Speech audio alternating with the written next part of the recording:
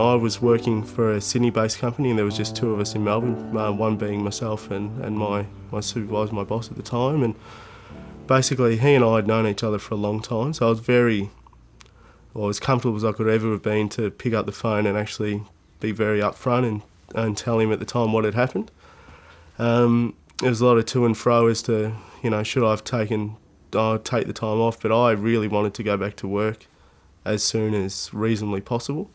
to create some normality and what I felt was stability. Unfortunately, things didn't really work out the way that I probably would have wanted, where I went straight back to work and I let myself down a lot by just, without having the time to sit back and sort of absorb what had happened. Time again, definitely would have taken time off work, whether it had been a week, 10 days, 3 weeks, a month, to really sort of sit back and absorb where I was at,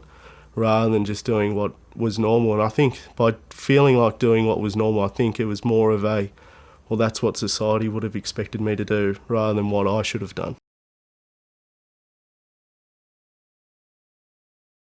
The biggest message I can sort of pass across here is just you got to let whomever the person is have a bit of space and time.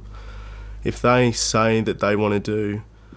they want to come back to work, they want to do this, they want to be there on Monday and it's happened, on a Friday, you've just got to basically not put your foot down, but just sort of strongly recommend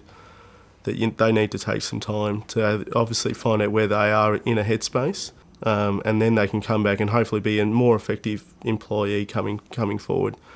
My experience of going back in was totally my decision,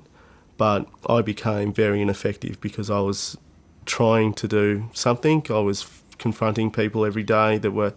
wanting to raise the question around what's happened, and really it became focused around that than doing my job,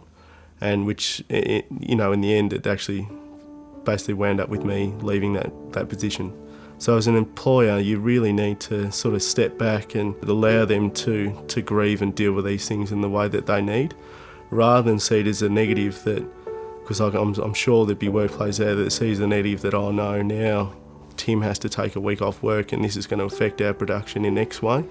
They can't see it that way, and they need to see the positive that by giving that person some space, not only will they come back as an effective employee, but hopefully be